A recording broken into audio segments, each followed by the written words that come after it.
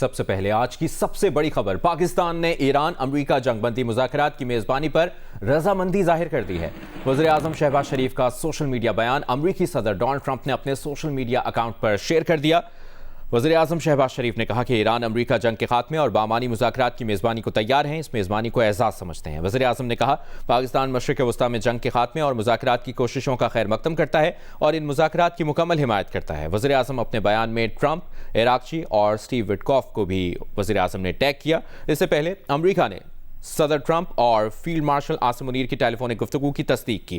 Witkoff اور جیریڈ Kushner کے ممکنہ دورہ اسلام آباد کے سوال پر ترجمان وائٹ ہاؤس کا کہنا تھا کہ یہ حساس سفارتی معاملہ ہے، اس پر بات میڈیا کے ذریعے نہیں ہوگی۔ اسی دوران مختلف امریکی میڈیا گروپس نے خبر دی کہ مذاکرات کے حوالے سے امریکہ نے 15 نکات پاکستان کے ذریعے ایران تک پہنچا دیے ہیں۔ ایران نے امریکہ سے براہ راست مذاکرات کی تردید کی ہے، تاہم جنگ بندی کے لیے 6 بنیادی شرائط پیش کی ہیں۔ ان شرائط میں جنگ دوبارہ شروع نہ کرنے کی یقین دہانی، خطے میں امریکی فوجی اڈوں کی بندش اور ہر جانے کی ادائیگی شامل ہے۔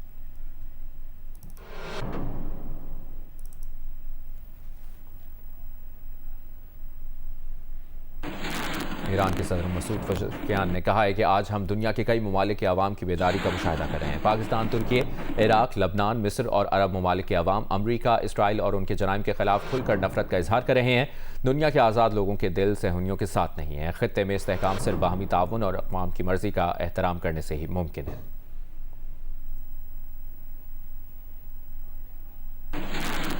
چین نے ایران سے بات چیت میں امن کوششوں کا خیر مقدم کرتے اور جلد از جلد امن مذاکرات شروع کرنے کی بات کی ہے۔ چینی وزیر خارجہ نے ٹیلی فون پر ایرانی وزیر خارجہ عباس عراقچی سے بات کی۔ کہا چین چاہتا ہے کہ مشرق وسطیٰ کے تمام متحارب فریق امن کے لیے سامنے آنے والی چھوٹی سے چھوٹی کوشش کا خیر مقدم کریں اور جتنی جلد ممکن ہو امن مذاکرات کریں۔ چینی وزیر خارجہ نے کہا کہ چین اپنے اس اصولی موقع پر قائم ہے کہ کسی ملک کو دوسرے ملک کی خود مختاری اور سلامتی کی خلاف ورزی نہیں کرنی چاہیے۔ خطے میں امن کے لیے تمام مسئلے طاقت سے نہیں بات چیت سے حل ہونے چاہیے۔ امریکہ کے معروف یہودی اسکالر اور مصنف ربی یعقوب شاپیرو نے پروگرام کیپٹل ٹاک میں گفتگو کرتے ہوئے کہا ہے کہ اسرائیل یہودی ریاست نہیں ہے، نہ ہی نیتن یاہو یہودیوں کا نمائندہ ہے۔ ہم ایران کے خلاف جنگ کے خلاف ہیں۔ گریٹر اسرائیل کے نظریے کا یہودیت سے کوئی تعلق نہیں ہے۔ اسرائیل ایک سیکولر ملک ہے، اس کا یہودیت سے کوئی تعلق نہیں ہے۔ اسرائیل یہودی ملک نہیں ہے۔ نیتن یاہو اور یہودیوں میں فرق ہے۔ نیتن یاہو یہودیت پر عمل نہیں کرتا۔ Okay. I don't like wars, number one. Okay. So there's no reason from a Jewish perspective for greater Israel. There's not even a reason for smaller Israel. Israel is a secular country, has nothing to do with being Jewish. Israel is not my country. It's not a Jewish country. It's not run according to Judaism. It claims to be Jewish. I'm a practicing Jew. I follow the religion of Judaism. Netanyahu is not religious. Okay. Netanyahu is not an observant Jew. Number two, I believe that being a Jew is a religion. It's a relationship to God. He believes that being a Jew is a nationality, like being Spanish or French. I believe in certain values, and Netanyahu believes in the opposite values. So I could tell you, distance between me and Netanyahu, put it this way, is greater than the distance between me and the Pope. At least the Pope believes you have to believe in God. Okay. At least the Pope believes in the Old Testament. Netanyahu believes in none of this, and he believes that my version of Judaism is the enemy. Iran پر امریکہ اور اسرائیل کے حملے اور اسرائیل اور خلیجی ملکوں پر ایران کے جوابی حملوں کا سلسلہ جاری ہے۔ تفصیل دیکھیے اس رپورٹ میں۔ ایران پر امریکہ اور اسرائیل کے حملوں کا سلسلہ 25ویں روز بھی جاری رہا۔ تہران اور اصفہان میں دھماکے سنے گئے۔ تبریز شہر پر میزائل حملے میں 6 افراد شہید ہو گئے۔ اصفہان میں گیس پریشر ریگولیشن اسٹیشن پر حملہ ہوا۔ جنوب مغربی ایران میں خرم شہر پاور پلانٹ کی گیس پائپ لائن کو بھی نشانہ بنایا گیا۔ بو شہر نیول ایئر بیس پر فضائی بمباری سے آگ لگ گئی۔ ایرانی صوبہ مرکزی کے شہر خمین پر شدید بمباری کی گئی۔ اسرائیلی فضائیہ نے تہران میں انفراسٹرکچر، پاسداران انقلاب اور ایرانی وزارت انٹیلیجنس کے ہیڈ کوارٹرز کو نشانہ بنانے کا دعویٰ کیا۔ عراق کے دارالحکومت بغداد میں امریکی حملوں میں پاپولر موبلائزیشن فورسز کے کمانڈر 7 شہید ہو گئے۔ ایران نے بھی جوابی حملے جاری رکھے۔ اسرائیلی دفاعی نظام میزائل روکنے میں ناکام رہا۔ تل ابیب پر میزائل حملے میں 6 اسرائیلی زخمی ہو گئے۔ عمارت سے ایک شخص کی لاش بھی ملی۔ متعدد عمارتیں تباہ اور کئی گاڑیوں میں آگ لگ گئی۔ ایرانی میزائل کا کچھ حصہ سامریہ کے علاقے میں گرا۔ میڈیا رپورٹ کے مطابق 1 ٹن وزنی دھماکہ خیز مواد سے بھرے میزائل تل ابیب پر داغے گئے تھے۔ مغربی مقبوضہ بیت المقدس میں بھی میزائل داغا گیا۔ اسرائیلی میڈیا کے مطابق میزائل حملہ ناکام بنا دیا گیا۔ سعودی عرب کے مشرقی صوبے میں ڈرون حملہ ہوا۔ سعودی وزارت دفاع کے مطابق ڈرون حملہ ناکام بنا دیا۔ उधर लबनान पर भी इसराइली जारहियत जारी है।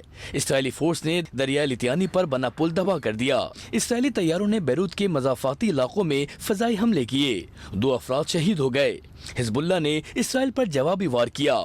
इसराइली फौज के 5 अहदाफ पर रॉकेट और ड्रोन हमले किए। हिज़्बुल्लाह के मुताबिक हमलों में इसराइली फौजियों की बैरकों, रडार साइट और तोपखाने को निशाना बनाया।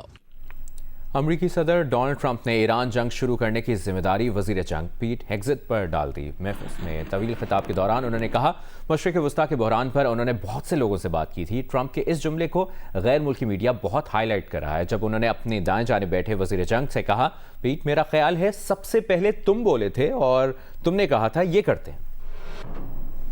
ईरान ने अली लारिजानी की शहादत के बाद मोहम्मद बाक़िर ज़ुल्क़दर को सुप्रीम नेशनल सिक्योरिटी काउंसिल का नया सरबराह मुकर्रर कर दिया। बाक़िर ज़ुल्क़दर पासदारान इनक़लाब के कमांडर हैं और ईरान के हुकूमती ढांचे में कई अहम ओहदों पर खिदमात अंजाम दे चुके हैं। बाक़िर ज़ुल्क़दर ने 2020 तक 8 साल तक deputy chief of strategy of judiciary के तौर पर काम किया है। वो पासदारान इनक़लाब के चीफ ऑफ जॉइंट स्टाफ और इससे पहले डिप्टी कमांडर इन चीफ भी रह चुके हैं। उन्होंने वज़ारत दाखिला में deputy chief of security and law enforcement के तौर पर भी खिदमात अंजाम दी हैं।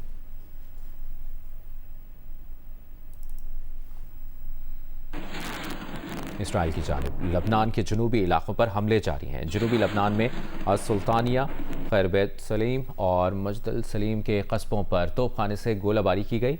शहवर कस्बे में इसराइल ने ड्रोन हमले के जरिए हमला किया। लबनानी वजारत सेहत के मुताबिक इन हमलों में 14 अफराद जख्मी हुए। इसी दौरान हिज़्बुल्लाह ने कहा कि उसने इसराइल में कोज़ा के कस्बे में रॉकेट के जरिए इसराइली फौज को निशाना बनाया।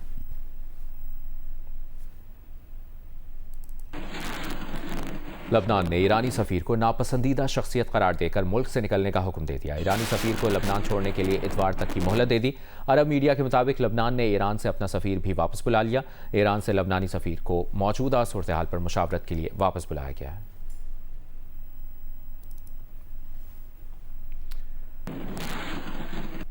PSL 11 की टीम्स और खिलाड़ियों के एजाज़ में तकरीब का इनेकाद किया गया। चेयरमैन PCB मोहसिन नकवी ने मुल्की और गैर मुल्की खिलाड़ियों और मुअज़्ज़ज़ शख्सियात का इस्तकबाल किया। तकरीब में ट्रॉफी की रोनमाई हुई। PSL 11 का तराना भी लॉन्च किया गया। चेयरमैन PCB मोहसिन नकवी ने कहा कि खित्ते की सूरत हाल पर कौमी मफादात के पेश नज़र PSL 11 को महदूद किया है। पाकिस्तान क्रिकेट बोर्ड के चेयरमैन मोहसिन नकवी की जानिब से गुज़िश्ता शब PSL 11 की टीमों और खिलाड़ियों के एजाज़ में तकरीब सजाई गई। मोहसिन नकवी ने आने वाले मुल्की और गैर मुल्की खिलाड़ियों और मुअज़्ज़ज़ शख्सियात का इस्तकबाल किया। तकरीब में PSL 11 की ट्रॉफी की रोनुमाई की गई, तराना भी लॉन्च किया गया। इस मौके पर चेयरमैन PCB ने कहा कि खित्ते की सूरत हाल के बाइस कौमी मफादात को मद्देनजर रखते हुए PSL 11 को महदूद किया है। वो शायकीन क्रिकेट से दिल की गहराइयों से माजरत करते हैं। उनका कहना था कि मुल्क और कौम का वसी तर मफाद सबसे पहले देखना होता है। तकरीब में वफाकी वज़रा Mohammad Aurangzeb, Ataullah Tarar, सालेक Hussain, Ali Parvez, speaker Punjab assembly Malik Mohammad Ahmad, senior सूबाई वज़ीर मरियम औरंगज़ेब, सूबाई वज़ीर शाफ़े हुसैन, तलहा बरकी, अटॉर्नी जनरल मंसूर आवान और वफाकी वज़ीर गौहर एजाज भी शरीक थे। चीनी वज़ीर ख़ारजा और ईरानी वज़ीर ख़ारजा अब्बास इराक़ची की गुफ्तगू की मज़ीद तफसील सामने आई है। तफसील के मुताबिक अब्बास इराक़ची ने वोंग ही से कहा कि ईरान खित्ते में आर्जी नहीं जामे जंगबंदी का ख़्वाह है। आबनाए हुर्मुज़ पर बात करते हुए अब्बास इराक़ची ने कहा कि आबनाए हुर्मुज़ उन मुल्कों के अलावा जो हालत जंग में हैं दीगर मुल्कों के लिए खुली है। इसी गुफ्तगू में चीनी वज़ीर ख़ारजा ने ईरानी हम मनसब से अमन कोशिशों का खैर मकदम करने और जल्द अज जल्द अमन मुज़ाकरात शुरू करने की बात की। अफगान तालिबान ने अमरीकी शहरी डेनिस वॉल्टर क्वाइल को रिहा कर दिया। अमरीकी मीडिया के मुताबिक डेनिस वॉल्टर 1 साल से अफगानिस्तान में बगैर किसी इल्ज़ाम के कैद था। अमरीकी शहरी के अहल खाना ने ईद पर सज़ा मुआफ़ी की दरख्वास्त की थी। अफगान तालिबान के लीडर मुल्ला हिब्बतुल्लाह खुनज़ादा ने क्वाइल की रिहाई का हुक्म दिया था। अमरीकी मीडिया का दावा है कि 64 बरस का क्वाइल 20 साल अफगानिस्तान में काम कर चुका था। रिहाई अमारात ने मुमकिन बनाई।